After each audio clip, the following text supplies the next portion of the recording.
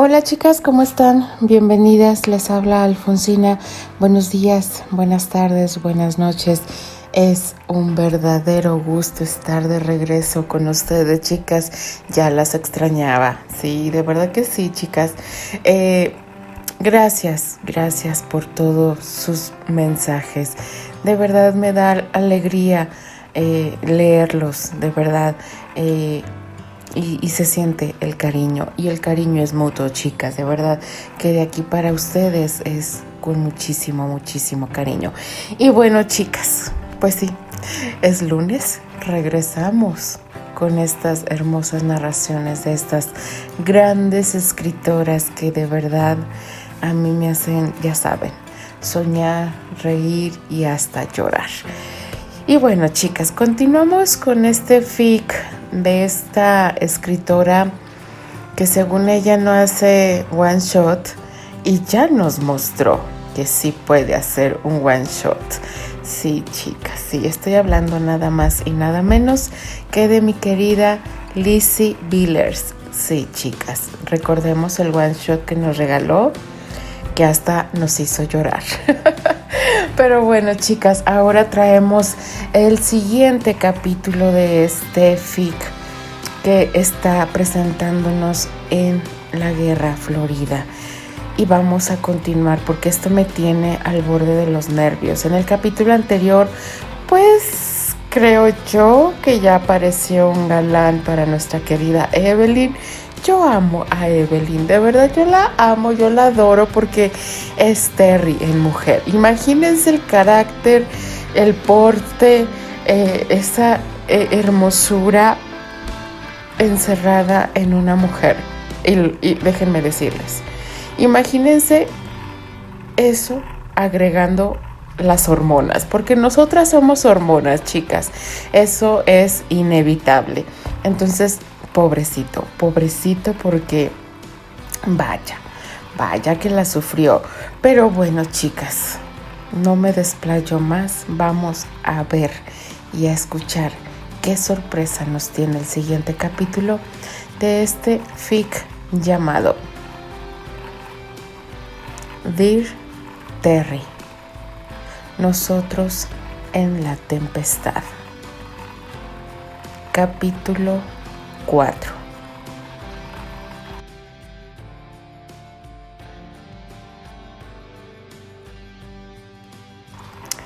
Llegó el sábado.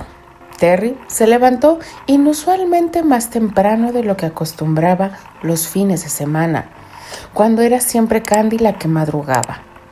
Ella entreabrió los ojos y se dio vuelta en la cama. Terry se acercó para preguntar si iría a la clínica esa mañana o tenía algún paciente que visitar. Ella negó. Entonces, sigue durmiendo, pecosa, le dijo con voz suave y dejando un beso sobre la mejilla tibia de su esposa.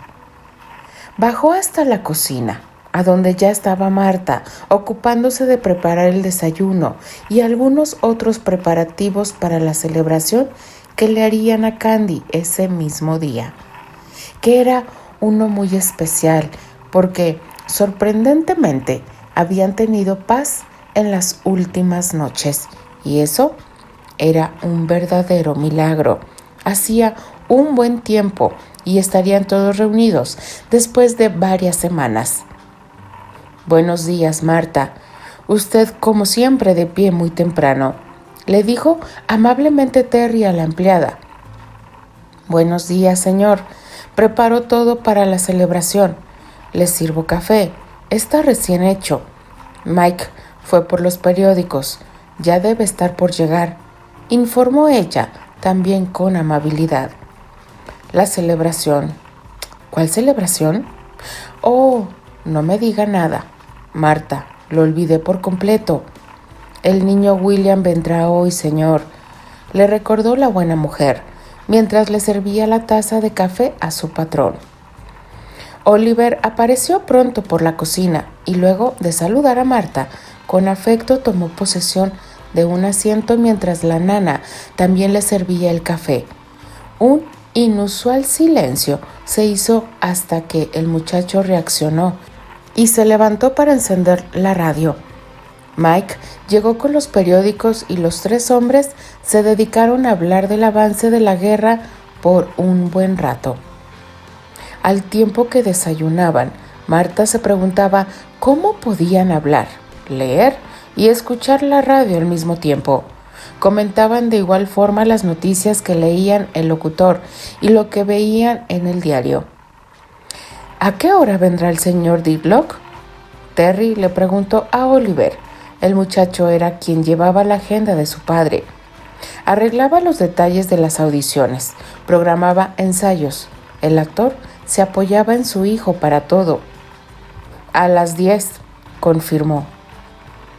Terry miró el reloj en la pared de manera para comprobar cuánto tiempo tenía antes de que el reportero llegara a la cita que tenían, y había tiempo de sobra para continuar charlando y tomar una nueva taza de café con Candy, que se unía a ellos en ese instante, acercándose primero a él para darle un beso en la sien y después a Oliver para besar sus cabellos.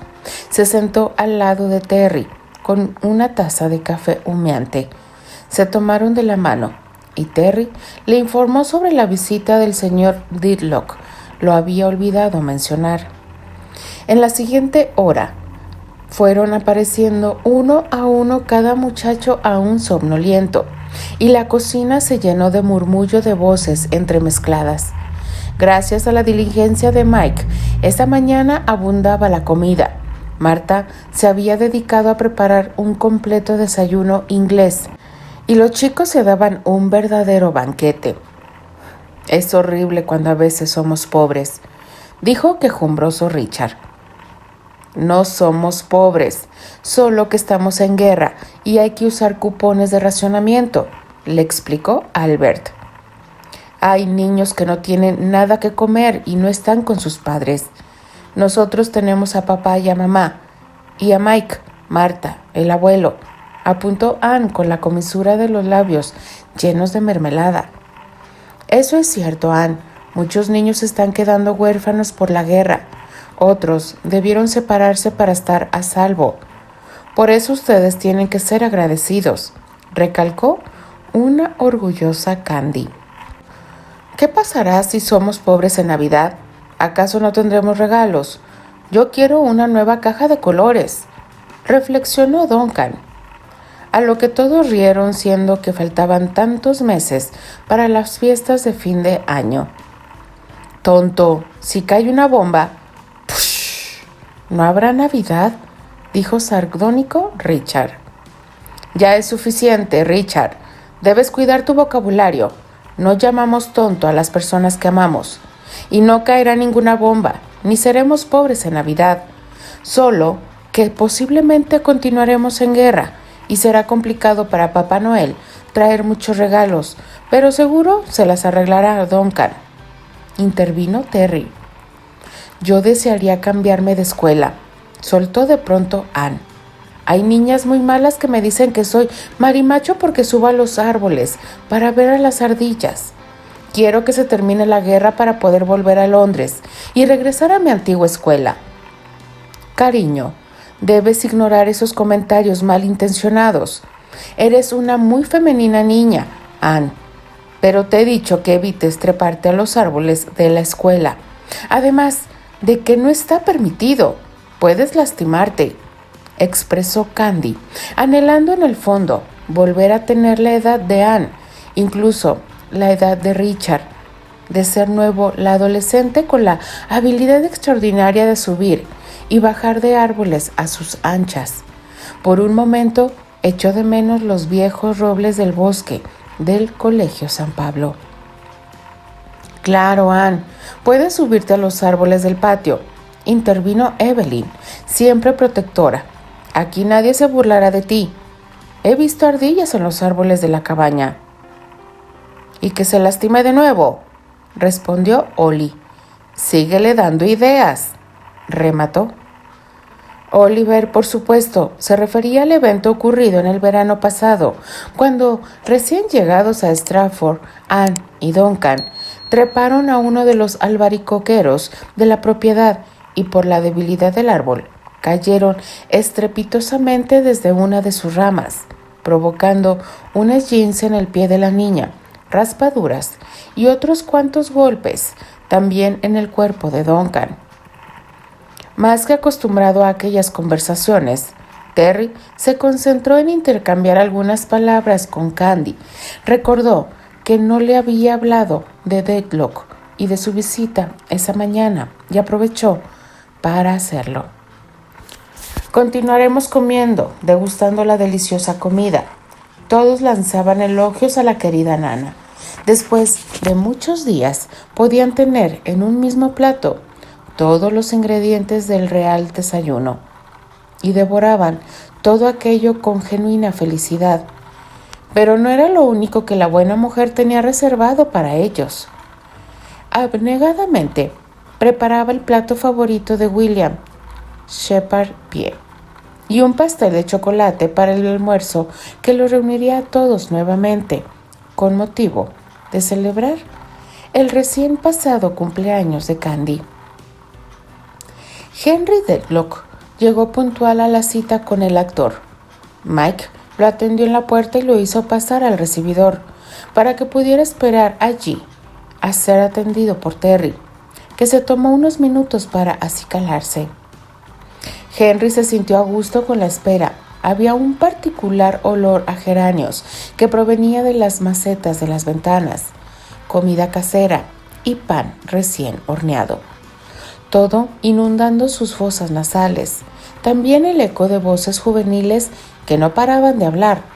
Recordó que sus visitas a casa de su abuela en el bosque de Iping, lo bien que se sentía estar allí cuando las mañanas despuntaban con amarilla calidez y olía a pan nuevo. Todo era elegante y sobrio a la vez en la sala de los Granchester. Todo estaba dispuesto con exquisito gusto. Se encontraba maravillado. Las paredes estaban llenas de estantes con libros y en los espacios vacíos pinturas. Mientras esperaba, le echó un vistazo a las extensas filas de libros y se entretuvo apreciando los valiosos volúmenes que allí se encontraban perfectamente alineados, ejemplares de colección de literatura inglesa y algunos en francés. Keats, Shelley, Lord Byron, Blake, Taylor, Wordsworth, Walter Scott, Emily Bronte, Francois René, Chateaubriand, Víctor Hugo, Alejandro Dumas. La era romántica de la literatura en un mueble. Luego se acercó a la chimenea y observaba las fotos familiares sobre las repisas cuando Terry finalmente vino a su encuentro acompañado por Candy. Señor Dedlock, bienvenido, le dijo extendiendo su mano para estrecharla con la de Henry. Señor Graham, buenos días. Permítame, ella es mi esposa. Señora Granchester, es un placer conocerla. El placer es mío. Espero que se sienta cómodo en nuestra casa, señor Dedlock.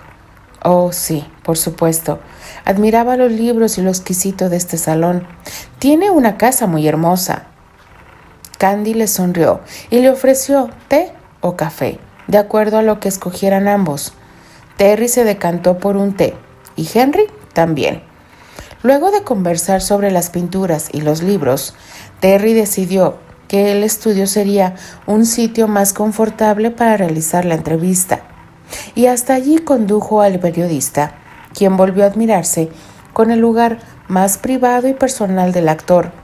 Allí había más estanterías llenas de libros, escritorio de madera pulida ocupado con la máquina de escribir, una lámpara y algunas pilas de guiones y papel, más pinturas y afiches de obras, fotografías.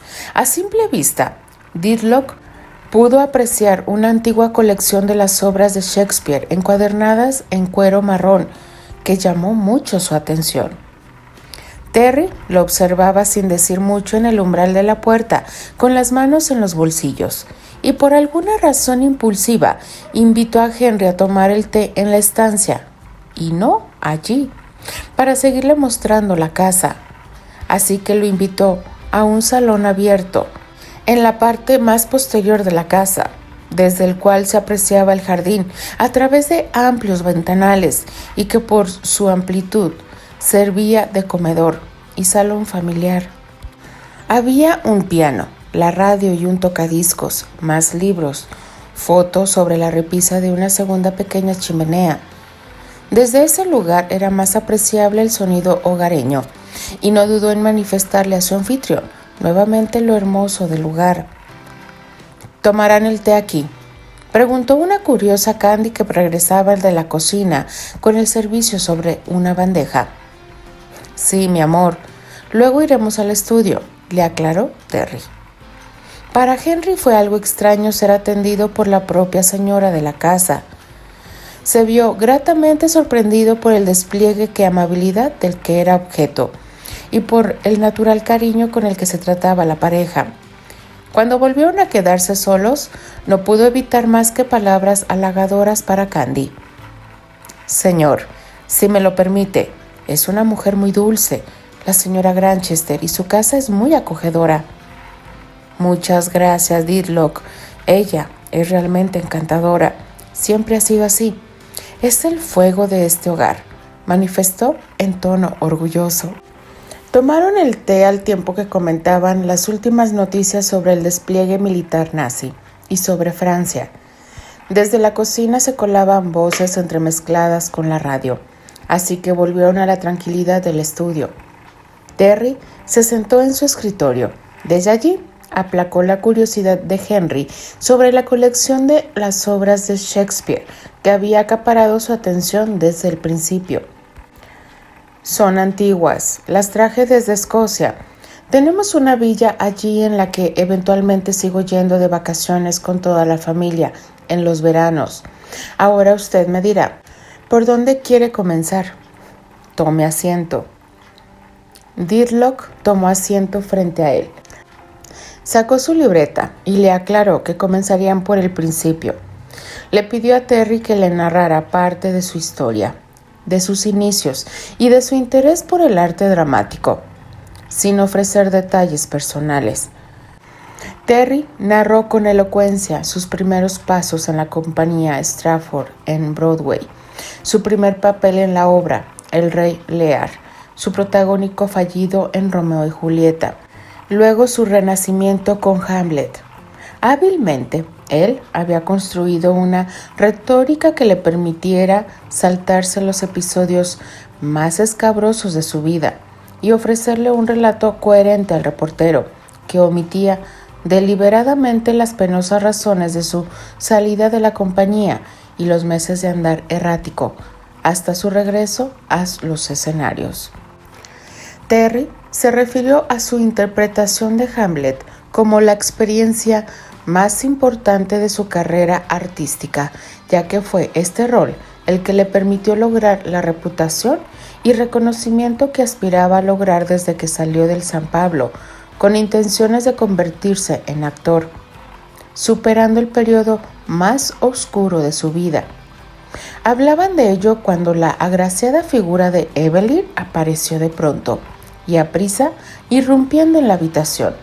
Al verla en el rellano de la puerta, a Henry le pareció que la muchacha estaba moteada con un polvo de oro. Sus ojos muy abiertos brillaban, las mejillas sonrosadas, manchadas de pecas, y los labios rojos y provocativos como una manzana. No perdió detalle de ella. Vestía pantalones anchos, ajustados en una estrecha cintura, y una blusa a rayas estilo Chanel. Las hebras de cabello caían rebeldes sobre los hombros. No pudo retirar su mirada de ella por largos segundos, y debió volver torpemente su vista a la libreta donde anotaba, al sentir encima de él la mirada afilada de Terry. «Papá, William ha llegado», dijo alegremente la muchacha. Henry creyó desvanecerse en el sillón al escuchar las dulces vibraciones de la voz de Evelyn. Sin importarle que ella lo había ignorado olímpicamente, la chica aún podía desarmarlo con su sola presencia. Pasmado y mudo, no dejó de mirarla hasta que ella desapareció. «Perdone, Didlock, si no le molesta, Iré a saludar a mi hijo y regresaré enseguida. Terry no tardó en llegar a la estancia. Allí estaba William, inclinado sobre los hombros de Candy, recibiendo sus mimos, y abrazado por la cintura por Anne, y todo rodeando la escena. El muchacho tan alto como su padre, de ojos marinos y cabellos rubios, pudo apenas moverse unos centímetros para recibir el cariño de Terry. «Querido hijo», dijo un conmovido Terry. «Papá, qué alegría verte». Y ambos se fundieron en un abrazo, y luego se separaron para que Terry palmeara suavemente el rostro del muchacho. «Me dijo mamá que hay un periodista aquí, que vino desde Nueva York para entrevistarte». «Sí, estamos en el estudio, aunque no creo que haya venido desde Nueva York exclusivamente para entrevistarme. Volveré allá, pero dime cómo estuvo tu viaje». «Estuvo bien. Voy a comer algo y a instalarme. Salí de Oxford sin probar bocado». «Anda, seguro, Marta tiene algo para ti en la cocina. Escuché que prepara tu plato favorito para hoy», dijo esbozando una sonrisa. Terry volvió a su entrevista y el resto regresó al comedor. «Por favor, de nuevo, discúlpeme», expresó apenas se sentó de nuevo en la silla y cruzaba las piernas frente a Diddlock. «Pierda cuidado, señor Graham. ¿Cuántos hijos tiene?» 7. Mi hijo mayor, William, es el único que no vive con nosotros. Acaba de llegar de Oxford, donde estudia medicina. Luego le sigue Evelyn, a quien ya conoce. Oliver, a quien también conoce ya. Albert, Richard, Anne y Duncan.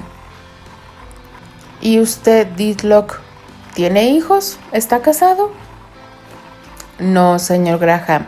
Soy un hombre un tanto solitario y creo que no he tenido buena suerte en el amor.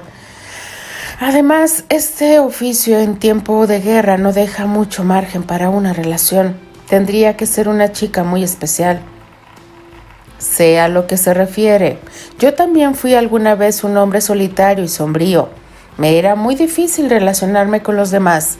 Hubo incluso un momento en mi pasado en el que descarté cualquier posibilidad de tener familia. Estuve convencido de que era un privilegio del que no gozaría. Ahora véame, dichosamente casado y con una casa llena de hijos». «¿Habla usted del momento en que perdió a su prometida a la muerte de la señorita Marlowe?» «Vaya, veo que me ha investigado». «Es mi trabajo, señor. No es mi intención incomodarlo». «No, está bien. Debió usted leer los periódicos de la época». «Así es, señor». «También conversé con uno de los viejos reporteros de Broadway. Quería saber sobre usted. Quería conocer más sobre usted antes de venir a conocerlo. Eso me permite poder hacer un perfil más completo sobre la persona sobre quien voy a escribir, poder definir mejor mis preguntas». Henry tenía mucha información antigua sobre el actor, sobre su rápido ascenso y caída repentina, su regreso triunfal a los escenarios, renaciendo como el ave fénix, interpretando a Hamlet, sobre su controvertida relación con Susanna Marlowe, sobre su intempestiva desaparición nuevamente luego de la muerte de la actriz y su escape a Inglaterra con la hija de un magnate de Chicago. Y lo más jugoso, que Graham era el único hijo de la legendaria actriz de teatro y cine Eleanor Baker, un hecho que nunca se había confirmado, al menos no por ninguno de los dos exitosos actores, pero luego de conocerlo, conocer a la interesante familia, lo que él hacía en Stratford por el arte, en medio de una absurda guerra de aniquilación, él no pudo más que sentir admiración. Se guardó toda esa compilación de noticias antiguas y se enfocó en conocer mejor al hombre, al artista que tenía frente a sus ojos y al que tenía un gran privilegio de acceder. Todo lo demás era banal y ciertamente intuyó que seguro mucho de lo investigado era verdad, pero eran verdades que muy pocos aportaban a lo que él realmente deseaba escribir sobre Graham. Está bien, D-Log, no se apure, y en respuesta diré que sí, que esa fue una etapa bastante complicada de mi vida, pero de la que no me gusta hablar. Es un asunto muy privado. Claro, y no lo haremos si no es lo que quiere. Puedo entenderlo. Al otro lado de la casa, Evelyn trataba de aquietar su agitación. Tenía rabia y se sentía alterada por la presencia de Henry. Se sentó en el piano y comenzó a tocar. Deseaba acallar sus pensamientos, atenuar finalmente su enojo y disfrutar de todo cuanto ocurría a su alrededor. Sus hermanos con Mike colocando una mesa en el jardín, su madre cortando flores para rellenar los floreros, Marta en la cocina, Michael dando pasitos por doquier. Pero dentro de las paredes del estudio, Henry podía escucharla y sin pretenderlo, ella a corta distancia lo deleitaba con su interpretación. Terry supo de inmediato que se trataba de ella. Además de conocerla muy bien, era una de las piezas favoritas de ambos, una emotiva sonata de Schubert. Es mi hija Evelyn. Se apresuró a aclararle al ver la expresión en el rostro de Henry.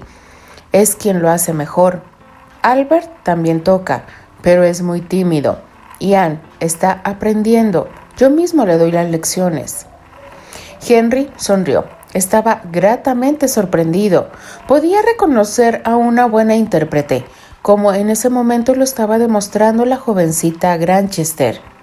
Si lo sabía él, que había sido criado por una exigente profesora de piano. Además de Oliver, ¿alguno de sus otros hijos han mostrado inclinación por el teatro? Hasta ahora, no. Evelyn es bailarina. Estuvo desde muy pequeña en la Royal Company. Creo que el resto aún no descubre qué desean ser en la vida. Los apoyaré en lo que decidan hacer, así como he apoyado a mis 3 hijos mayores. Aunque Evelyn haya detenido su carrera por la guerra, cosa que lamento profundamente, tiene mucho talento. Su hija me mencionó que escribe. ¿En qué trabaja? Comencé a hacer mis propias adaptaciones. Ahora mismo trabajo en un guión de cuento de Navidad. Dickens. Vaya, dijo sorprendido el reportero. Sin embargo, la programación que propondré para el año entrante está concentrada en Shakespeare, por supuesto. Julio César, La fierecilla domada, Hamlet, es lo que pienso proponer al comité. ¿Piensa traer el brillo de Broadway a Stratford? De algún modo, pero sin perder el purismo, innovar sin alterar. El público que viene hasta acá quiere ver a Shakespeare, y que sea Shakespeare, no una caricatura. He leído cientos de veces que es intemporal, pero creo que las obras pueden llegar a impactar a cada generación de una manera diferente. No creo que su obra pueda ser valorada e interpretada de manera uniforme a través del tiempo. Mi propio hijo, la generación de actores que recibo ahora mismo, lo interpretan de forma muy distinta que yo a esa edad. Por ejemplo, Shakespeare tiene un gran poder cultural. Su riqueza, su estética y diversidad seguirán constituyendo incluso a futuro un espejo de la sociedad. Esto es algo que no comprendía cuando era un joven actor en Broadway. ¿Y qué le atraía de Shakespeare en ese momento? En ese momento, cuando decidí ser actor, los personajes. Pero verá, ciertamente los personajes lo son todo en las obras. No hay un narrador específico.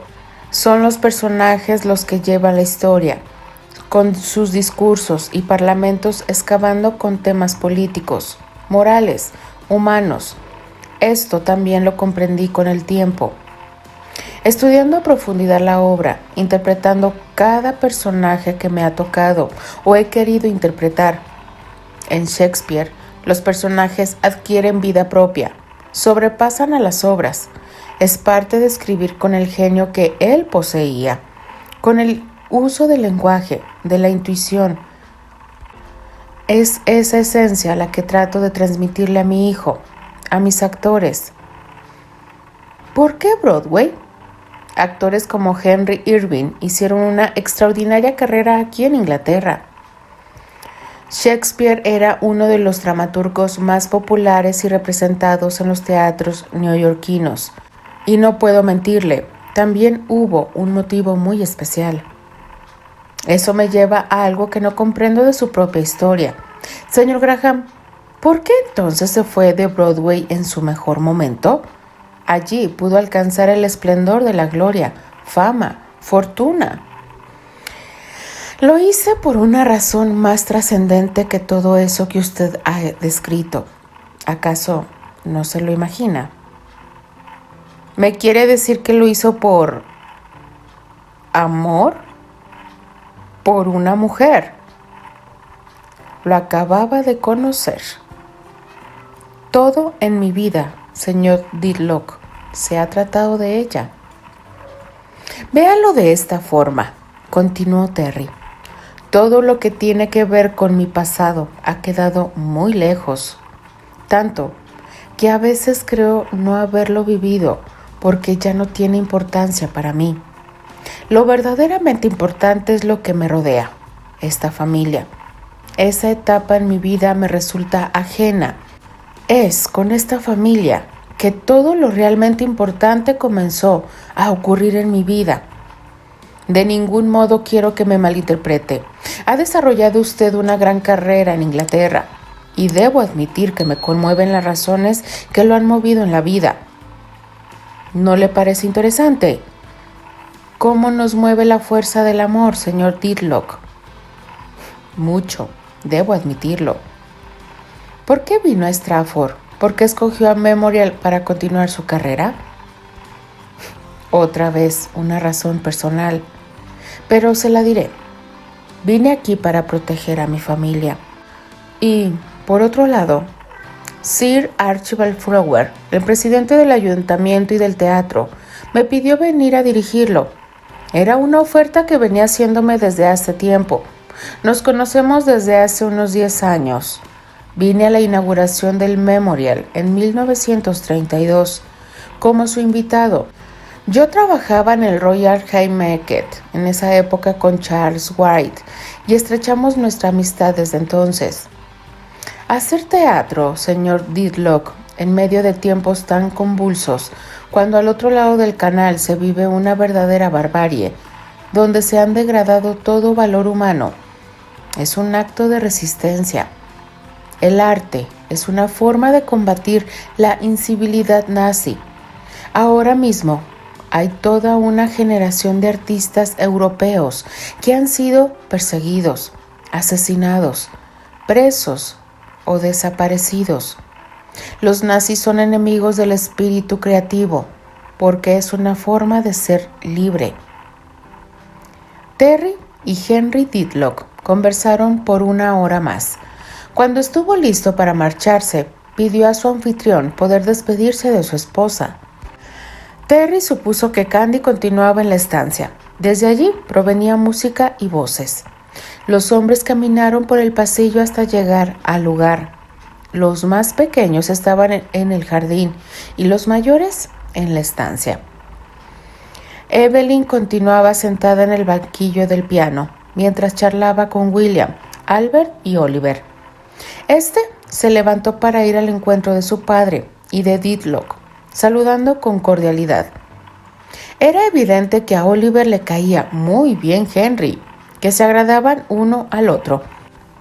Oliver era un gran conversador y Henry le seguía el ritmo, así que pronto ambos estaban enfrascados en una charla amena, a la que se unieron William y propio Terry. Evelyn, al ver aquello, se apartó y fue con Marta a la cocina para ver en qué podía ayudar. En un gesto de cortesía y viendo lo bien que se llevaban, Candy, que repartía floreros por la casa, conminó a Henry a quedarse a almorzar con ellos.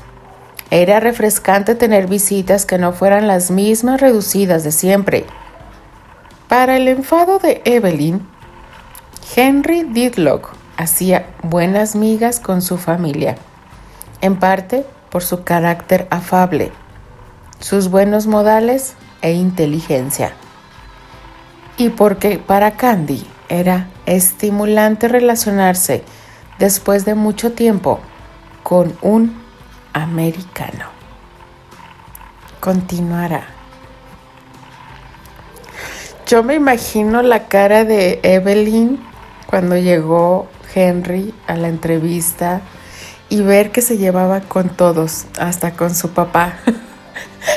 Es que de verdad, y ver cómo Terry le daba una visita guiada a la casa y yo pensé, no sabe a quién metió a la casa. De verdad, chicas, estoy disfrutando este fic. Me saca sonrisas, me saca tristezas, me saca de todo un poco. Y verlo con una entrevista, les voy a ser sincera, es el segundo fic que yo veo que le hacen una entrevista a mi querido Terry. Yo sé que me va a matar mi querida Lizzie, pero ya sabe de cuál entrevista yo estoy hablando. Pero bueno, chicas, ¿qué nos depara el siguiente capítulo? No lo sé.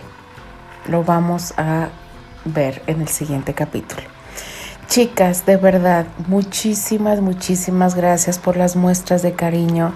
De verdad que son valoradas al 1000%.